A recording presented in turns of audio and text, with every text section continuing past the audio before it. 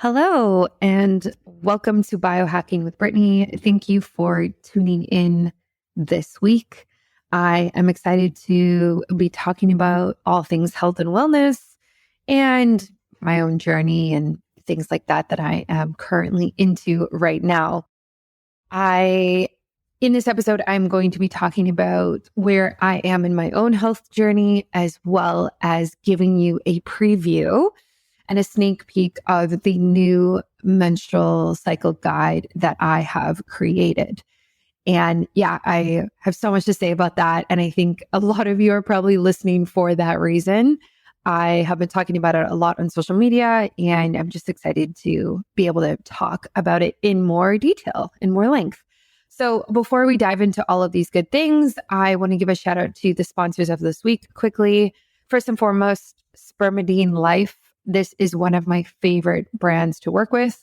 They have a product that has spermidine in it, and essentially this helps trigger autophagy in the body.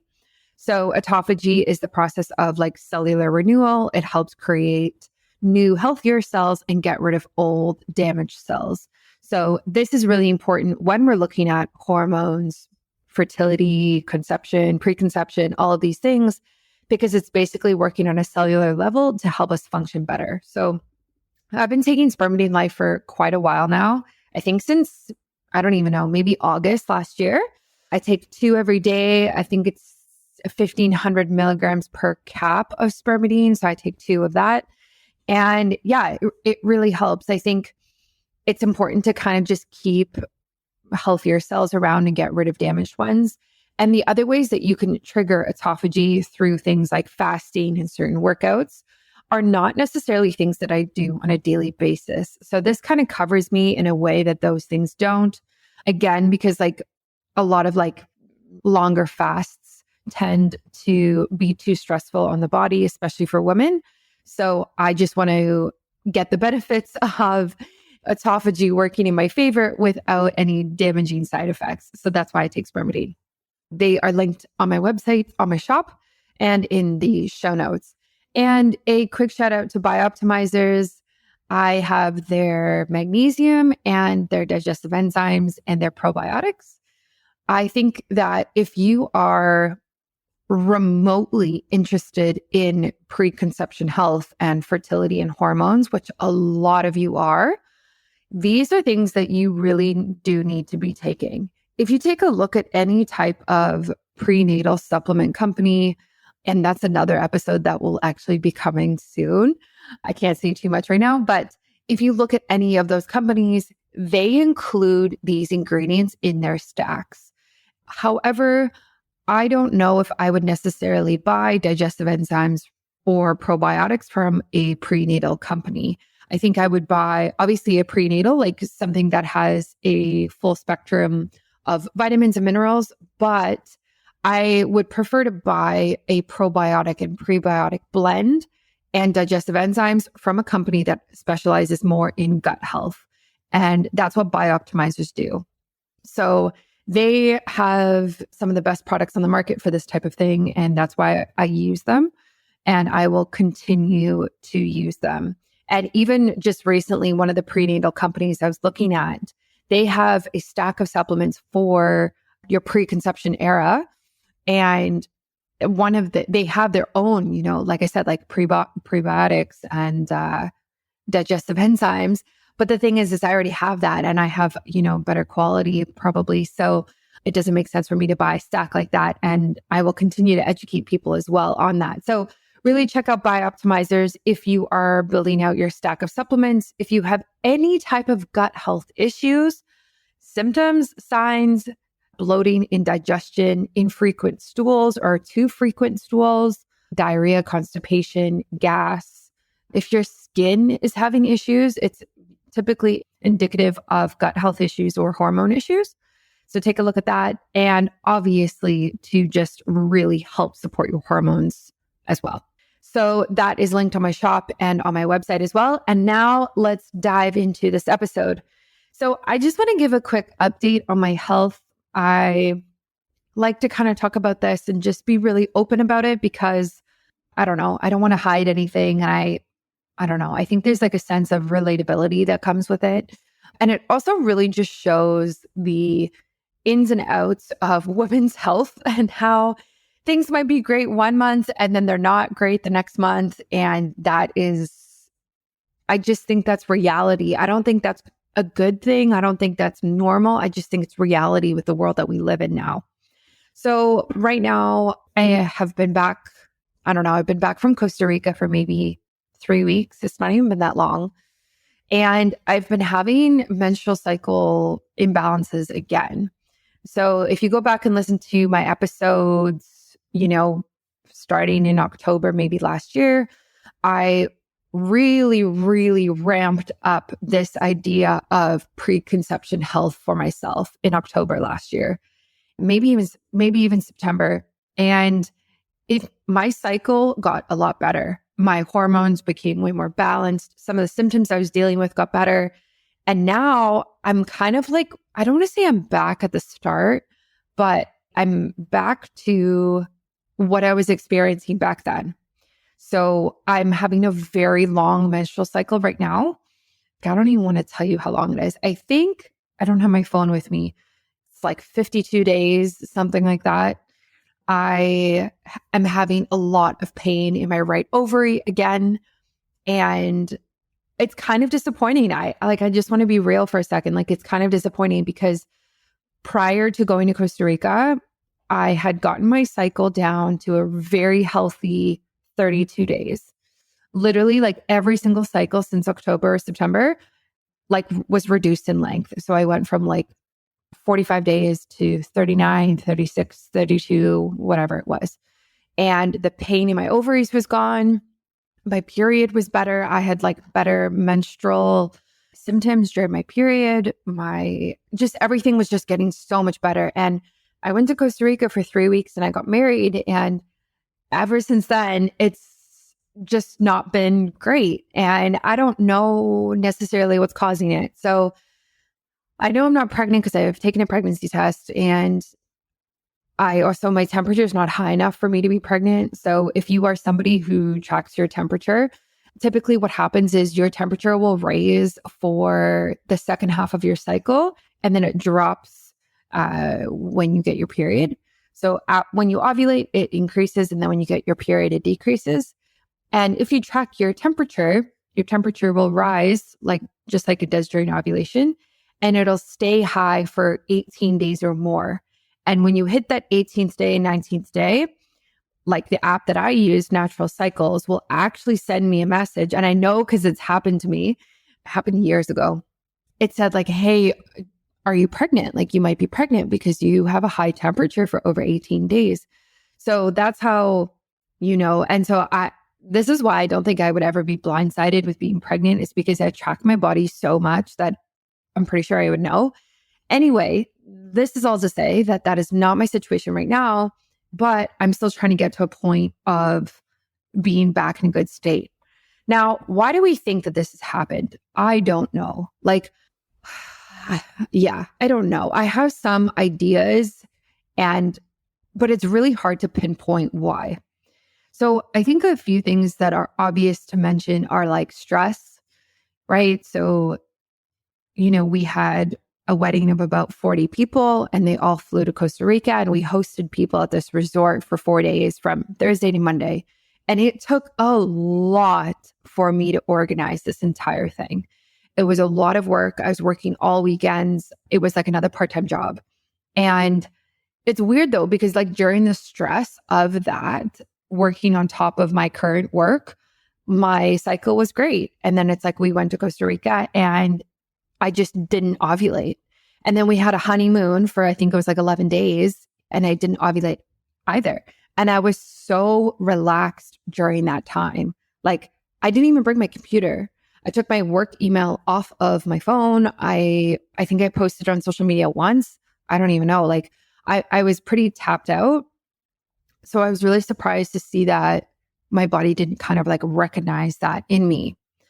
Food wise, I was pretty good. I wouldn't say I was at the level of clean eating that I was at prior to leaving. I had alcohol and definitely had like way more fruit than normal, some more processed food than normal for sure. So it wasn't at that level. So it could be nutrition wise that it was off. However, the food and the produce and the fruit in Costa Rica is all local, right? So, you're eating a papaya that was literally grown within 5-10 kilometers of where you are. It's not this idea of like, a papaya is grown in Mexico and it's taken off the tree before it is ripened. And then it's in a truck, which is surrounded by fumes and chemicals. And then it gets to Canada and then you eat it in Canada 2 weeks later. Like, no, that's not how this works. Even with the seafood, right? It's so fresh. It's caught the morning of out of the ocean that you are on or the night before. It's not frozen. So I don't know. I don't know if it would be the nutrition. My gut tells me it's not. I also don't think it was the stress, actually. So I don't know what it was. I wasn't taking any of my supplements for 3 weeks. I will tell you that. I took, like I said, I took magnesium, digestive enzymes, and probiotics with me, but I wasn't taking them every single day. And I didn't take any of the supplements that directly impact egg quality, follicle quality, and mitochondria. Like I wasn't taking any of my, let's call them preconception hormone balancing supplements. I didn't take anything. So that could be a factor. I didn't do any red light therapy because I didn't have any. I didn't do any castor oil packs. And I actually didn't exercise as much as normal. So it could potentially be exercise related, although it did feel really nice to rest a lot. Before I left, I was doing 2-a-days essentially, but very relaxed 2-a-days. So 2-a-days means like 2 workouts a day. One workout was always walking outside for 45 minutes. And then the other workout would be the gym, a steam room, yoga. Like I counted basically anything that made me sweat remotely. So it was definitely not like super intense. It was like a gentle 2-a-days situation. But in Costa Rica, that was not the case. I mean, of course, we walked around a lot and we were at the beach and doing different things like that, but it was a lot less regimented. So I don't know if it was that. Someone in my DMs said like it could be the radiation from all the flights that I took. And that kind of sucks to hear because I think it definitely could be that. We took 2 flights to get there and 3 flights to get home because there's no direct flight from Vancouver to Costa Rica. So could it be that? I mean, maybe. Maybe it could be. I don't know. It's hard to say. It's really hard to say at this point what it is. Because on the other hand, it's like, yeah, maybe it was radiation and that's something that you are not exposed to a lot. But then also I had way more sunshine, way more vitamin D, way more fresh air, exposure to negative ions, exposure to natural bacteria in the air and in the ocean and on the sand, and the grounding that comes from living in a place like that is next level because you're taking your shoes off all the time. Like you're constantly walking on the earth, So I don't know. Regardless, this is all to say that I am back to my program, I guess, that I was kind of working on prior to this. And it's taken me a little bit, I'm not going to lie, to get back into it. I have just kind of been feeling unbalanced since I've been home, kind of lost a little bit in my purpose and career and that type of thing. But I definitely feel better now. It was probably the worst the first week I got back. So the pain in my right ovary has not really gotten better, which is hard. So I think Saturday night I went to try get an ultrasound done at the local hospital here. And they basically told me to schedule an ultrasound during the week when the place is open and to take Advil for the pain. And that was typical Canadian healthcare system answer. I guess what else was I expecting? And so right now I need to book my ultrasound for this week to take a look. And the reason that I'm doing this is it's not that I'm going to be surprised when they say, oh, you have cysts on your ovaries, because they've told me that before. I've went down this journey of PCOS. This is not my first time dealing with this.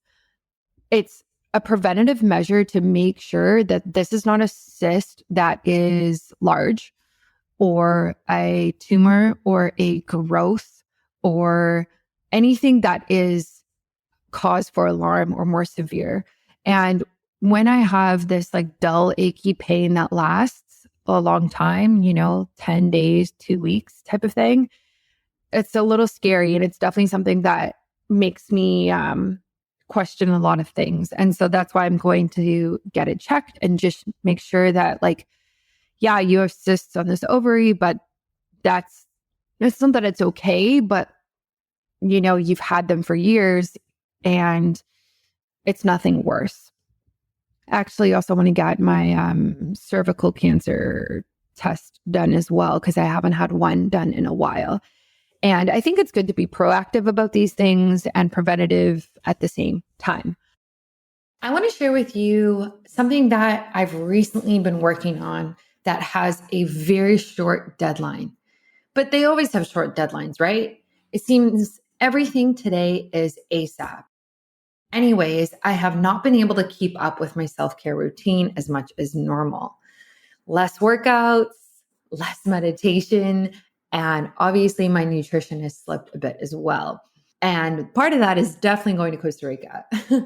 I was starting to get really stressed out when I remembered that the magnesium breakthrough I take every night for sleeping better is also a great support for stress management.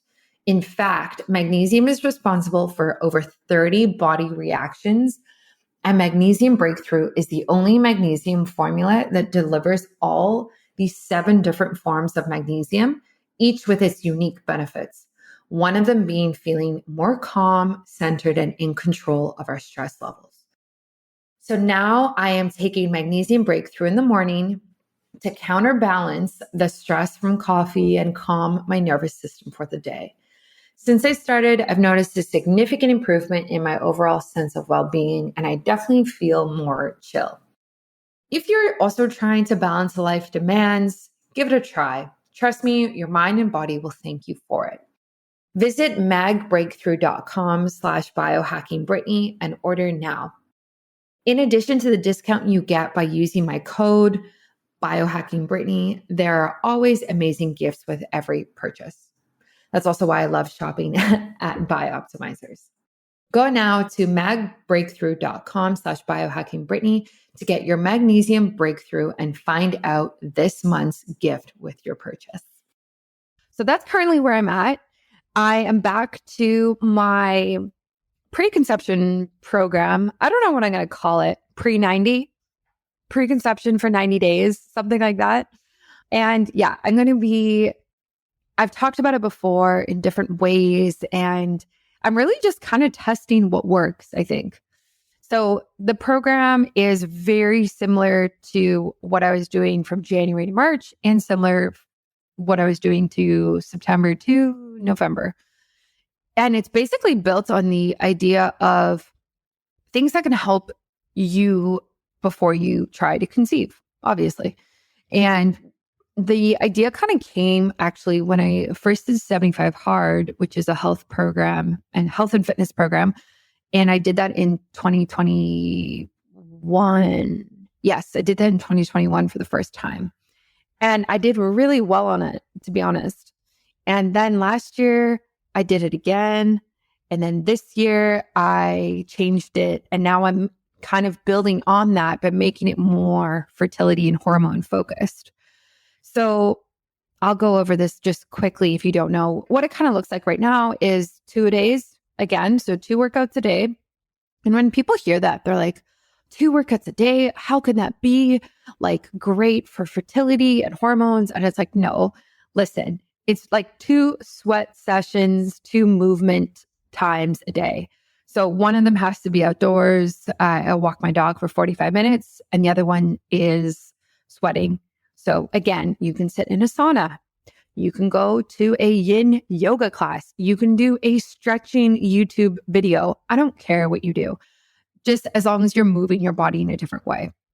So there's that, a gallon of water every single day. And these are the same rules as well for 75 Hard. Gallon of water every single day. I use filtered water. I restructure it, and I currently don't, I guess I kind of add minerals in. I add minerals and electrolytes in. I follow a diet. And so this is paleo is what I'm currently doing, focusing on non-inflammatory foods, no processed foods, no alcohol. I do drink coffee and I will continue to do that. That may be something that I take away in the future. We'll see. But as of right now, I'm drinking coffee, but no sugar, no, like nothing out of a box, no crackers, no cookies, like nothing. If you have to, I would argue that if you have to question if it's a whole food, then it's not. You should be able to look at it and very well be like, this is a real natural whole food. So sticking to that. And then my other ones are supplements, taking my supplements every day. And that's a whole episode in itself. I've actually already recorded that. You can go listen to it. And also, I do a biohack for my ovaries every day. The ones that I'm rotating right now, there's quite a few. So either acupuncture, which is once a week, I'm back going, especially right now when my cycle's irregular. It's important for me to get it back to a good point and help with the pain. So acupuncture, red light therapy on my ovaries. This is easy. I have multiple red light therapy devices. You literally just place it on top of your ovaries about 30 minutes a day, or a castor oil pack. I love these. Actually, I love them. And I have on my blog, I talk about how to do them. I've talked about them on my other episodes as well. Or I do vaginal steaming. So those are the kind of 4 that I rotate. Some people call it like yoni steaming. But again, it's this idea of like bringing circulation to the reproductive organs. I like steaming. My setup with my vaginal steaming right now is not great. I really need to invest in buying the proper stool and the whole setup, and that will be something that I'm doing. But regardless, those are kind of, I do one of those a day. And it's easy, right? Like I have an acupuncture appointment tomorrow. Okay, it's done. Today I don't. Okay, so what am I going to do? My red light therapy device is charged. I'm going to put it on my ovaries while I work at my desk. Great. It doesn't have to be this, momentous thing that you do. And then the last thing I hope I'm not forgetting anything. I'm thinking about the list. It's in my head. The last thing I do that I'm working on is my oral health. And that is simply by flossing my teeth daily. This is just something that I don't know if I will actually add it into my official program and preconception guide when it comes out. But for me, this is like one of the healthy habits that I really, really struggle with. So I do think there's something to be said about the oral microbiome connecting with the gut microbiome, connecting with your hormones. So I think everything is related in some sort of way. However, this might not necessarily be something that I include because it doesn't really have a direct impact as much.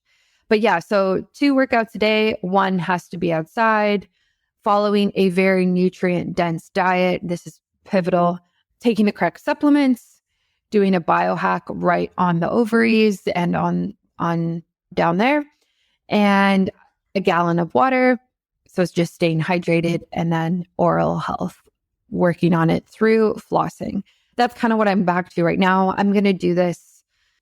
I mean, I've been kind of getting back into it since I've been back, but I don't know. Honestly, I might just continue to do this until I can't do it anymore, or until we actually start to try to conceive, which won't be until the fall, probably.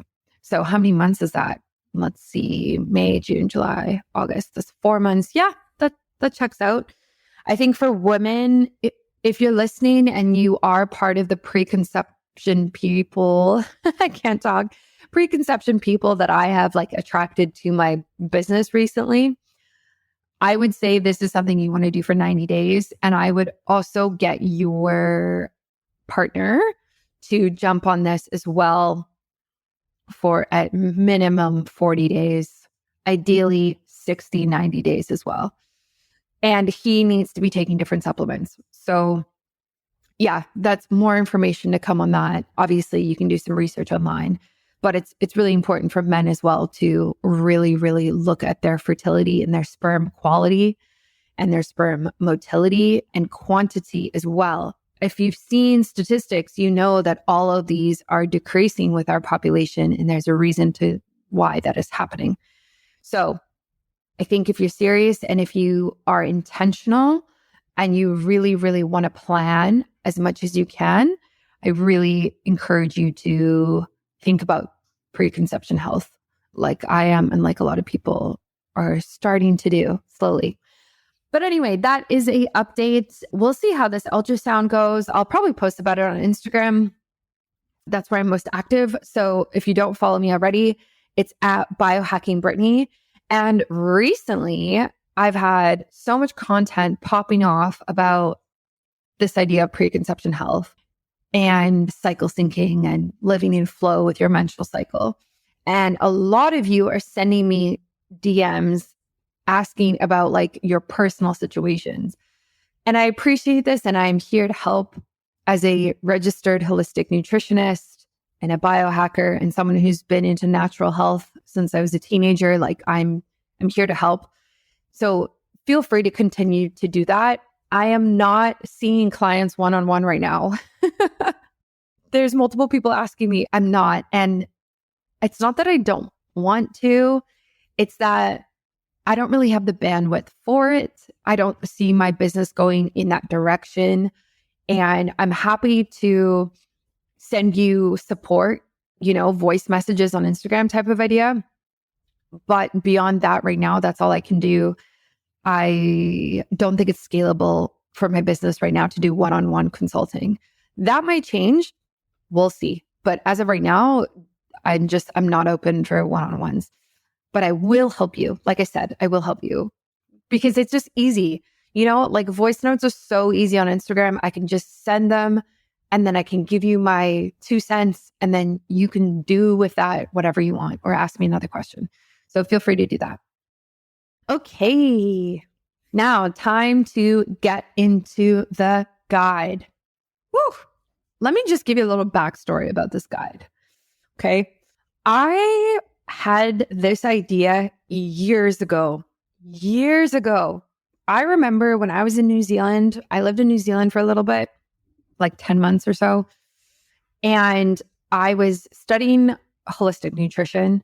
I was working at a company called Oh Baby Nutrition. And I was really getting into this idea of living in flow with your cycle. Some people call it cycle syncing. And I created this chart. Like I have the first version of this chart, okay? You don't want to see it. It's brutal, but it's there. And I had this first version of this chart and it was on my website. I took it down. I put it back up and took it down over the years. And now here we are in 2023, 5 years later, and I am in my business full time and I start creating content about living in the flow of your cycle. And it just goes nuts on Instagram. And so many people have seen my videos. And I didn't plan on building this guide out, okay, right now. I didn't plan this. I wanted to flush the chart out into a full-on guide a while ago. I didn't have the bandwidth. I was working so much. I was planning a wedding, all of these things. But then literally last week, so many people were like, I need more information on this. And as anybody who runs a business knows that when your customers speak directly and say what they're looking for, like you have to act on it and it's timely and it actually does matter how quickly you put out the product. And that's where we are now. So I have spent a very large chunk of my time recently creating this guide. It's 59 pages. It's called Ebb and Flow Cycle Guide. Let me pull up the tagline. And which is your ultimate guide to a vibrant life through every phase of your menstrual cycle. And essentially, I teach you how to live in flow with your cycle. And I'm going to kind of give you a little bit of a preview right now. So something that's valuable in this guide is the cycle chart. And like I said, this chart, the origin was 2018. And now when I look at this, it looks so much better. There's so much more information in it. Holy, so much more information. So this chart goes through the different phases of the menstrual cycle. So the menstrual phase, which is days 1 to 6, the follicular phase, which is days 1 to 13. It includes the menstrual phase. The ovulatory phase, which is typically days 14 to 18. This is when you ovulate. And the luteal phase, which is days 14 to 28. This includes ovulation. And I have all of the information of what you need to thrive during each phase. So I describe what happens, so you know on a biological level what's going on. I describe what it feels like. I have a whole column about what it feels like. And this is important because I didn't want to just be like, oh yeah, eat this food during this phase and go for it.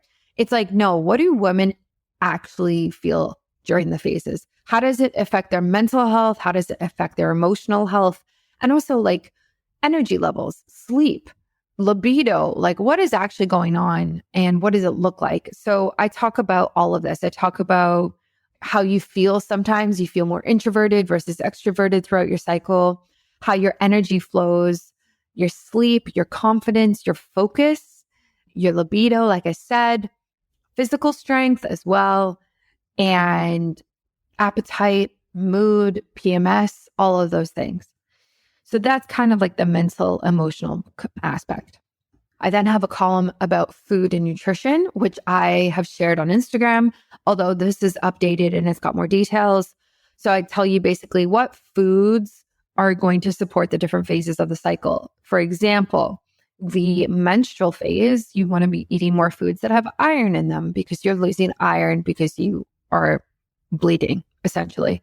And obviously there's iron in the red blood cells. So things like eating more red meat. If you don't eat meat, you want to look at things like beets, kale, kelp, mushrooms, because those are high in iron. Ovulation, we can look at things like estrogen reducing and sulfur-rich vegetables, because typically around ovulation is when we can get estrogen excess, and we have to be careful with kind of keeping it at a good level. So how do we do that? There's different foods that we can eat and different vegetables that really support healthy estrogen balance. And that includes things like cauliflower, broccoli, Brussels sprouts, kale, and cabbage. As a biohacker and somebody who is just super into health, especially on a cellular level, I really, really value autophagy. And there's different ways to trigger autophagy, like fasting. But as someone who, is very wary of her hormones and menstrual cycle right now, fasting every single day isn't something I am currently looking at doing. However, you can trigger autophagy through taking spermidine. So I take spermidine from a company called Spermidine Life. I talk about them on my social media as well. And essentially, I take 2 of their supplements every single day. Autophagy is the cellular renewal process that happens. And when you take spermidine, you are helping to trigger this to happen more often and more frequently. And so basically, you are getting healthier, more active, cleaner cells, and kind of killing off and getting rid of the ones that are sluggish and old. And we really, really do want to help this process and let it happen more naturally in the body, but we can also support it through taking spermidine. This process decreases as we age. So it actually gets more and more important that we, bring in things like a spermidine supplement to support it. You also notice a difference about 2 to 3 months after taking spermidine every single day in your hair, skin, and nails. It has made my hair grow. My nails are so long right now. Seriously, they are so long. And it really helps you have glowing, healthy skin. So it helps with longevity. It helps with cleaning up your cells. And it helps with all of the beauty things that we all care about. You can try spermidine. I suggest it. They even have a subscription. So you just sign up for a subscription and then you don't even have to think about it. It just gets delivered to your house. Isn't that so easy and smart? I take their current one that's called Extra Plus. This has 1,300 milligrams of Salvio wheat germ extract in it, which is the spermidine. You can go to my website, www.biohackingbrittany.com, go to my shop page and click to Spermidine Life right there. Use my link, use my discount code, which is biohackingbrittany in all capitals, and you will get a discount on everything. They even have powder forms you can add to water. They have stronger forms, which I'm taking right now, or you can take the basic formula. There's lots of different options for you. And it will be linked in the show notes of this podcast episode as well. So go right now, try Spermidine Life if you want to enhance your autophagy, support your longevity, and also get some hair, nails, and skin benefits. So there's way more in it than that. And then there's another column that talks about the nutrients, herbs, and botanicals during each phase. Now, this was really interesting because I actually did more research on this when I was creating this so that I could give you more information, because I'm not a herbalist. Like, I don't know this off by hand like I do a lot of other things in terms of health. So I went back to the research for this.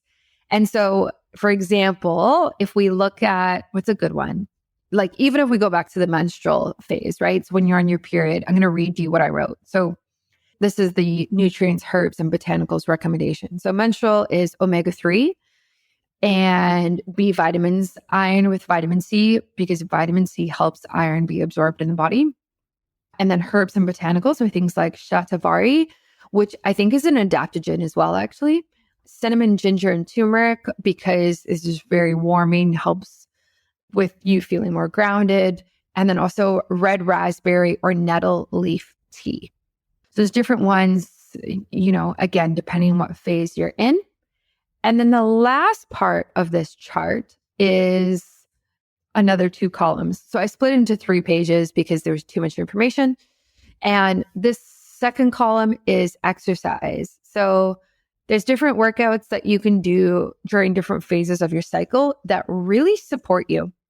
Now, what's interesting about this is, again, I made this reel about this last week, I think it was, maybe 2 weeks ago, and it's gained so much popularity. I think it has over 600,000 views right now on Instagram.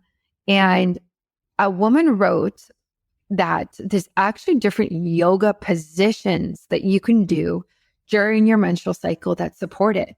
And I didn't know this. So that's not included in this because I'm not a yoga instructor, but that's definitely something that I would do in a 2.0 version, is kind of add that in, because I think that's really, really cool. So her example was like, again, during the menstrual part, when you're bleeding, you don't want to be doing things like inversions or back bends, because you don't want to be over extenuating that part of the body. So I found that very interesting. But this exercise column really talks about different things you can do. And these are suggestions, right? Like, I'm not saying do all of these every single week or every single day. Like, it's just ideas of things that might support your body better during that time. So for menstrual, the bleeding days, I wrote yoga 1 to 4 times a week, walking daily outdoors or treadmill, gentle Pilates 1 to 2 times a week, or stretching. Ovulation, ovulatory, this is when you are at your peak. So things like spinning 1 to 2 times a week, like a spin class, HIIT, cardio 1 to 3 times a week, heavy weights 1 to 3 times a week, yoga 1 to 2 times a week, because you have more strength during this time. You have more stamina, you have more energy, like you have way more energy during this time. And then the last column, this is actually probably my favorite column because I am a biohacker and I care a lot about this stuff. But I have a lifestyle and biohacks column. And this is not something that I actually see a lot. This is definitely not something I see a lot of people talking about. So this talks about like a wide variety of things that can support you during your cycle that's beyond supplements and exercise and eating and how you feel. It's the healthy habits. So I'll read you one of them. For example, the follicular phase, which is the first half of your cycle. I wrote socialize more, try new workout classes, vaginal steaming 1 or 2 a week. This is when you want to travel, castor oil packs 1 to 4 times a week, and any types of fasts after your period. So a bunch of people wrote to me being like, when can I fast? And I have included fasting in this. I've included when to vaginal steam, when to do castor oil packs, and also when to sauna and do anything like that, because you actually don't want to be doing those all month, especially things like the fasting, the vaginal steaming, the castor oil packs, because it brings, well, especially the castor oil packs and the vaginal steaming, like, because that brings so much circulation and blood flow to the area. There's certain times of the month where you don't want to do that. So for example, like you don't want to be doing that during your period. You don't want to be doing that during ovulation, actually. So you have to kind of be careful. I also included cleanses, like if you want to do any type of like 1 to 3 day cleanse, whether that's like a juice cleanse or I don't know, something else like that. There's a certain time of the month when that is better for the female body. Okay. I also talk about seed cycling. This is a concept that I learned about forever ago. I think when I first went to my naturopath when I was a teenager, I learned about seed cycling. So I show you what seeds you should be taking, why, and then I include the recipes on how to blend them and make them and how often to take them and how much. So that's all included for you. And then after that, we get into the meal plans. So I've included 32 recipes and 2 full meal plans. 1 meal plan is to be followed the first half of your cycle. The second meal plan is to be followed during the second half of your cycle. And I talk and explain that, obviously, in this. I also include a bunch of different tips and how to really optimize it. So I give you a weekly overview of all your meals. I give you the key nutrients that are included. For example, phytoestrogens, iron, vitamin C, antioxidants, omega-3 fats. And then I actually break down the weekly nutrients per day for you. So you're going to see there's a chart that says, like, if you follow this meal plan, for Friday's meals, it's going to be 1,566 calories. It's 75 grams of fat. It's 124 grams of carbs. It's 117 grams of protein. It's all written out for you. And the micronutrients as well. So if you really care about things like vitamin A, C, D, E, your B vitamins, folate is in there, which we know is really important for fertility, zinc as well, those types of things. So for people who kind of track macronutrients and even micronutrients, this is helpful for you.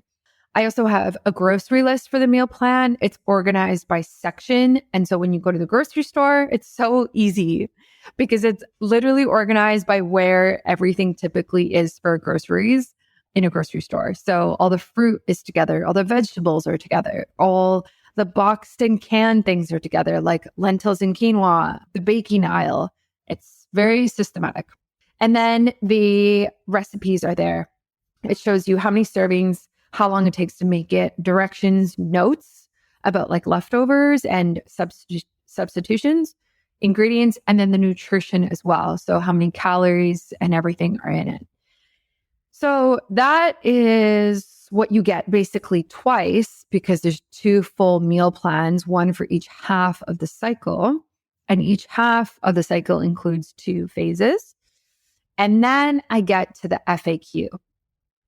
And this was really important for me to include because I didn't want to just give you some charts and meal plans. I wanted to give you some answers as well, some direct answers to your most common questions.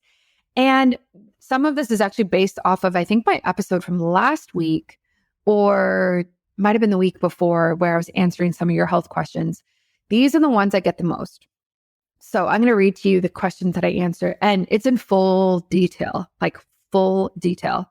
So I think there's 10, maybe 9 questions. So the first one is, how can I track my menstrual cycle phases?